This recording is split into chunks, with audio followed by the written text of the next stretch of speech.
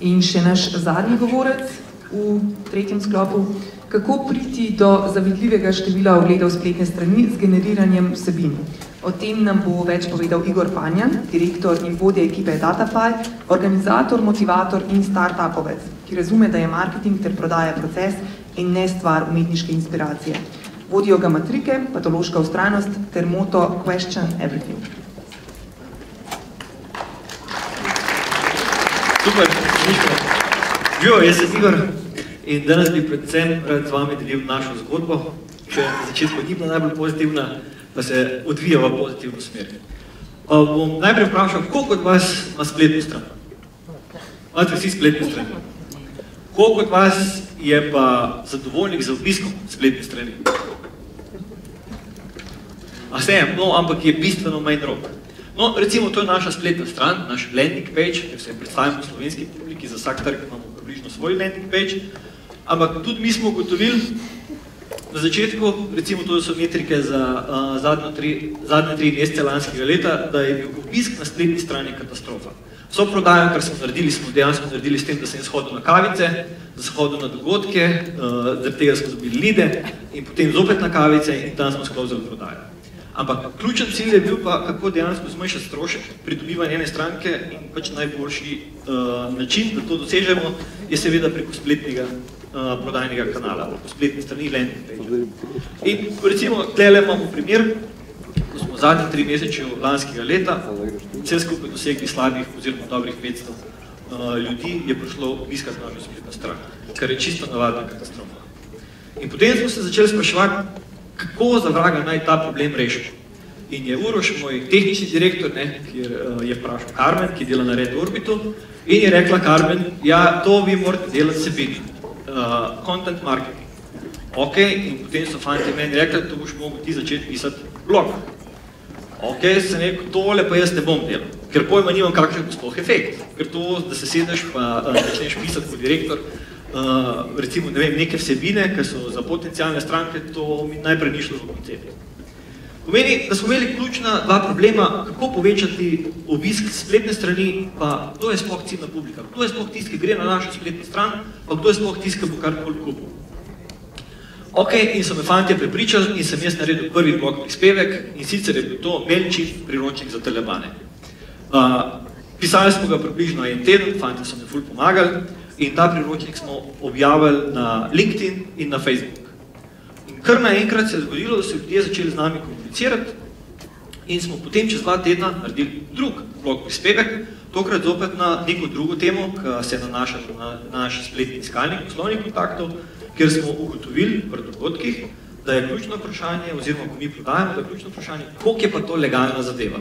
In smo začeli izobraževati ljudi, in to na takšen način, da smo naredili čisto preprosto infografiko, ki si ljudje lahko sprintajo, prelepijo v pisarni na steno in na tak način jih dejansko naše vsebine, naš brand vedno spremlja v kakršnikoli mailing akciji, ki jo dejansko počnejo. In kar naenkrat smo prišli do nekih bistveno boljših, bistveno večje števila obiska naših spletnih strani. Dodela? Ok. Potem, ko smo pač začeli prodajati, pa smo se malo več začeli pojavljati po medijih, so nas med drugim povabili tudi v oddajo Prava ideja na RTV Slovenija, to je bilo kakšnih dober mesec nazaj, oziroma 16. januarja, in kar naenkrat smo ugotovili, da tudi klasični mediji niso out. Pomeni, da tudi če se pojavljamo po televiziji, pa tudi če se pojavljamo po radiju, dejansko to generira fenomenalen obisk na spletni strani. In kaj je ključna stvar, naenkrat dobivamo tisto povečano število telefonskih klicov in število e-mailov, ki nam dejansko dajo feedback iz trga, kakšne vsebine moramo mi dejansko generirati, da sploh ljudje spremljajo nas preko spletnih strani, da nas spremljajo preko medijev in da se tele lidi počasno konvertirajo dejansko v kupce. In kar naenkrat smo se znašli, če smo prej imeli recimo v zadnje 3 mesece lanskega leta 500 obiskov v vseh 3 mesecih, kar naenkrat smo se zdaj znašli, da imamo skoraj 3500 obiskov spletne strani. In kako je zadeva izgledala? To se nekaj zgodi. Običajno imamo vsi vtis, ko imamo neko spletno stran, da moramo narediti vse na novo. Ali pa da bo obisk kar čez noč, se bo kar naenkrat povečal. Nič se ne zgodi čez noč. Tukaj se točno vidi recimo, da na začetku januarja, ko smo objavili naš prvi blog prispevek, tale Melčik priročnik za telefane, se je promet malenkost povečal. Ampak se tudi hkrati vidi, da v tem je nek rep, pomeni, da so neke špičke, ki se malo več ljudi je prišlo pogledati, polje pa to približno en teden je ta promet upadal.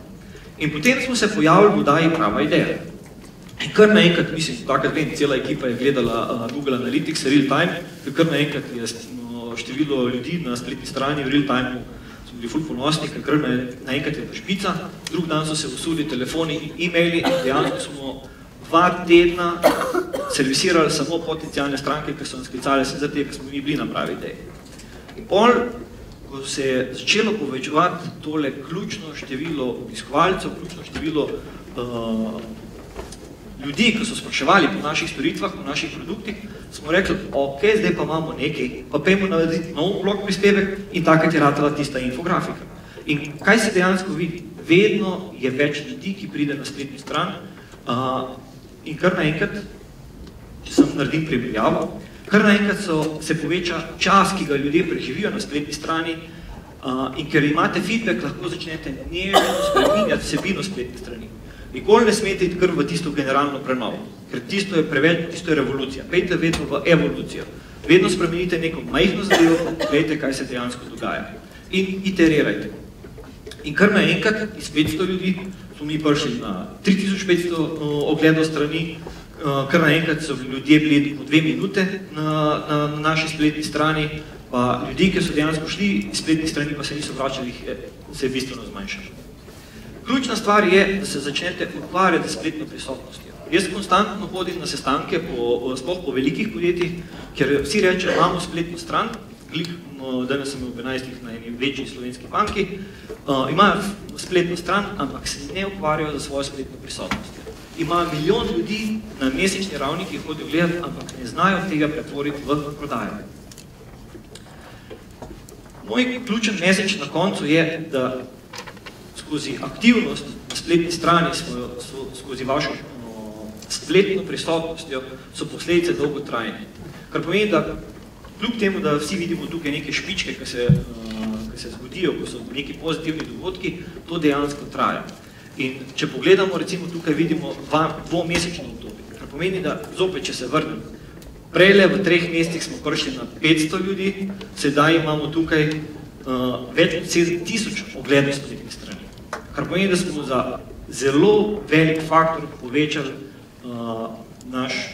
naše blagovne znamke, naših storitev, sploh nas pri ljudeh, kot podjetje. Ok, kar je še tisto bistveno, kar se je spremenilo? Potem, ko začnete dobivati nek promet na spletno stran, se spremenijo tudi kanali. Včasih, ko ste me, recimo, če me vprašali pol leta nazaj, preko katerih kanalov pridobivate stranke, bi rekel, ja, recimo, nek spletni prodajni kanal, pa direktni sestanki. Danes lahko točno povemo za številko, koliko ljudi pride iz LinkedIn, koliko ljudi pride iz Facebooka. Lahko povem, da nismo Facebook na začetku zanemarjali, ful smo ga zanemarjali, zato ker smo bili smo živeli v prepričanju, da Facebook za B2B prodajo dejansko ni primeren kanal, ampak smo se zmotili zelo. Ugotovili smo, da blog prispevki, nekaj, kar izobražuje ljudi, dejansko je Facebook najboljši kanal, zato ker dejansko zaobjameš največje število ljudi. In v tisti masi ljudi je nekdo, ki ga to zanima in tisti človek potem se dejansko pride dodatno pozanimati. In Facebook je tudi danes eden najbolj pomembnih kanalov za nas, kljub temu, da smo na B2B segmentu. Za konec pa bi vam rad dal še en message, eksperimentirajte z orodji. To dejansko spletna prisotnost, pa kaj je tisto, kar dejansko deluje, katera orodja delujejo pri vaši spletni prisotnosti, to je kot seks. Če delaš ves čas eno in isto, potem vredno rata dolg čas. Če pa malo eksperimentirate, potem stvar rata zanimiva in vedno se nekaj novega naučite o sebi in seveda o tistem drugem.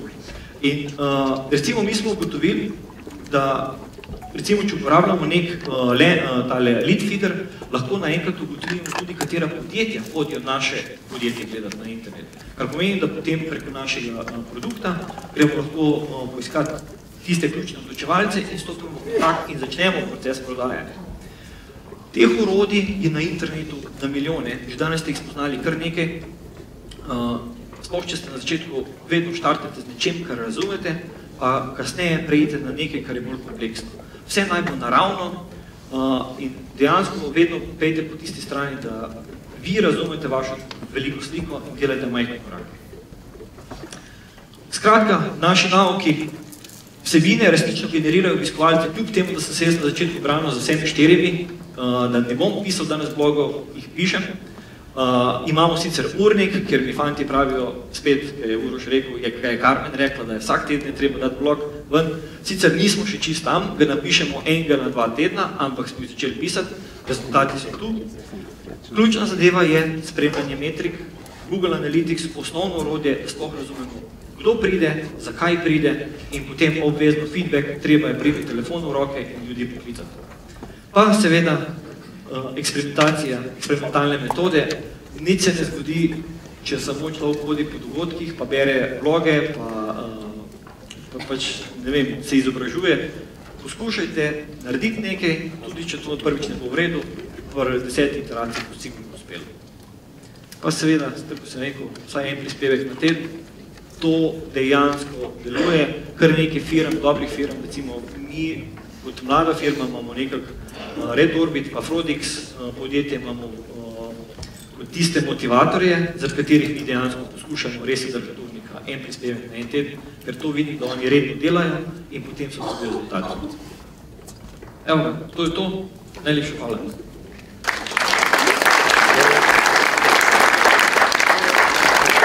Kakšno vprašanje za Igorja?